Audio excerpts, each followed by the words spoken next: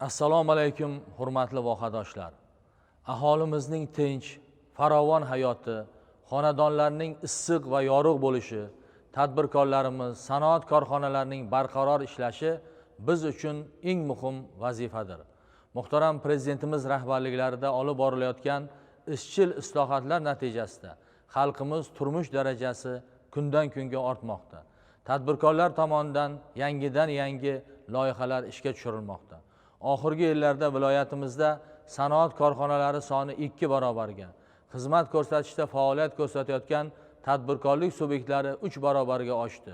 Qariyb 5 milliard dollarlik minglab yangi loyihalar ishga tushirildi.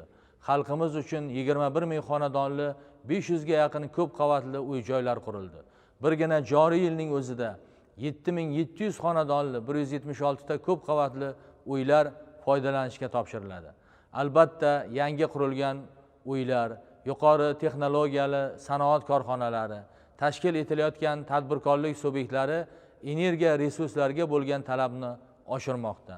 Bu albatta kuz-qish mavsumini barqaror o'tkazish bo'yicha oldimizga qator vazifalarni qo'ymoqda.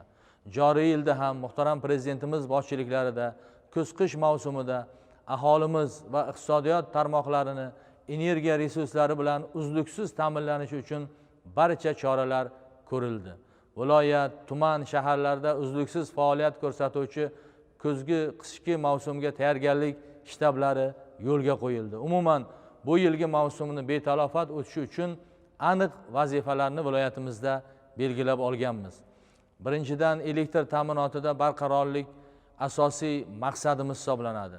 Bugungi kunda viloyatda 805 mingdan ortiq iste'molchilarga 202 ta podstansiya, 32 ming kilometr tarmoq va 11 mingga yaqin transformator orqali elektr energiyasi yetkazib berilyapti.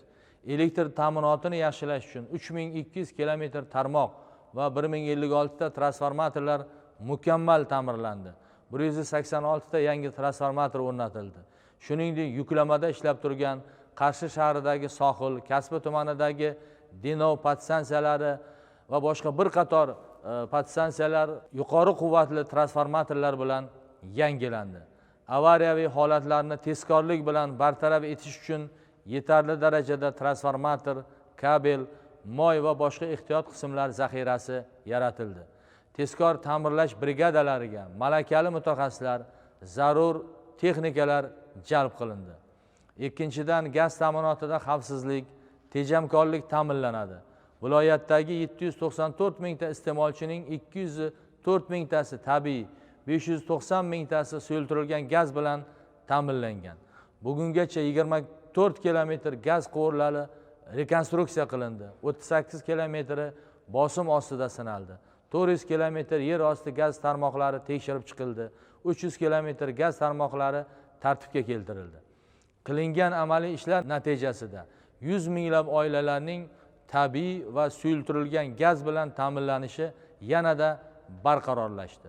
Mavsum uchun 3500 dona gaz baloni zaxira qilindi. Olis, borish qiyin bo'lgan hududlarga ham yetarli gaz balonlari, maxsus transport vositalari ajratildi. Uchinchidan, ko'mir ta'minoti barcha uchun yetarli darajada yo'lga qo'yildi. Joriy yilda jami 161 ming tonna, shundan ijtimoiy soha tashkilotlariga 78 ming tonna, aholiga 83 ming tonna ko'mir yetkazib berish belgilangan. Ijtimoiy soha muassasalariga ko'mir to'liq olib kelinib tarqatildi. Aholimizga ko'mir grafik asosida yetkazib berilyapti. Bugungacha 50 ming tonnadan ortiq ko'mir olib kelinib, 1300 tonnasi olis mahallalarga tarqatildi. To'rtinchidan, ko'p qavatli uylar va ijtimoiy soha ham mavsumga tayyorlandi. Viloyatdagi mavjud 2415 ta ko'p qavatli uylarga 67 ta boshqaruv servis kompaniyasi xizmat ko'rsatyapti. Mavsumga tayyorgarlik doirasida 11 ming xonadonli 341 ta ko'p qavatli uylar mukammal va joriy ta'mirlandi. Shuningdek, 105 ta ijtimoiy obyektda bog'cha, maktab, oliygoh, shifoxonalarda ta'mirlash ishlari to'liq yakunlandi. Energiya samaradorligini oshirish maqsadida 16 milliard so'm mablag' ajratilib, ta'lim muassasalaridagi 1,5 mingta isitish qozonlari almashtirildi. Muhtaram prezidentimizning alohida g'amxo'rliklari evaziga kuz-qish mavsumi uchun 134 ming oilaga 1 million so'mdan bir martalik moddiy yordam to'landi. Qadrli yurtdoshlar, mavsumni barqaror, betalofat o'tkazish uchun sizlarni ham mas'uliyatingiz katta. Sizlardan quyidagi muhim chora-tadbirlarga amal qilishingizni so'rab qolardim. Har birimiz elektr energiyasidan tejamkorlik bilan foydalansak, tizimda yuzaga kelishi mumkin bo'lgan ortiqcha yuklama kamayadi. Gazdan foydalanishda ham tejamkorlik, xavfsizlik qoidalariga amal qilaylik. Isitish tizimlaringizni tekshirib chiqing, texnik holatini nazorat qiling. Avariya holatlarini oldini olish maqsadida mutaxassislarga murojaat qiling. Is gazi oqibatlaridan ogoh bo'ling. Dudburonlarni tozalang. Isitish qozonlari vositalaridan xavfsiz, to'g'ri foydalaning. Chiqindilar maxsus belgilangan joylarga to'kilishi lozim. Sovuq mavsumda shamollash, virusli kasalliklardan albatta saqlanish zarur. Yosh bolalar, keksalar va nogironligi bo'lgan fuqarolarga alohida e'tibor qaratishlaringizni so'rayman.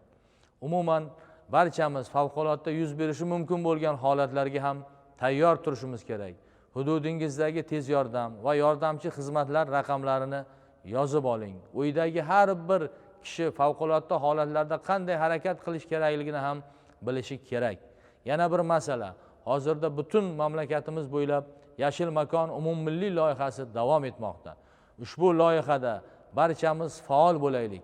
Xonadonimiz, ko'chamiz, mahallamiz, ishxonamizga ko'chat ekib, yurtimiz, vohamiz yashilligi, eng qimmat merosimiz bo'lgan havomiz tozaligi uchun munosib hissa qo'shaylik. Qadrli yurtdoshlar, kuz-qish mavsumini betalofat, osoyishta, barqaror o'tkazish umumiy maqsadimizdir. Bunda barcha davlat idoralari, korxona va tashkilotlar, barcha fuqarolarning o'zaro hamjihatligi, jamoatchilik nazorati o'ta muhim hisoblanadi. Ijtimoiy tarmoqlarda elektr, gaz, ichimlik va oqova suv hamda boshqa kommunal idoralarning telefon raqamlari bor.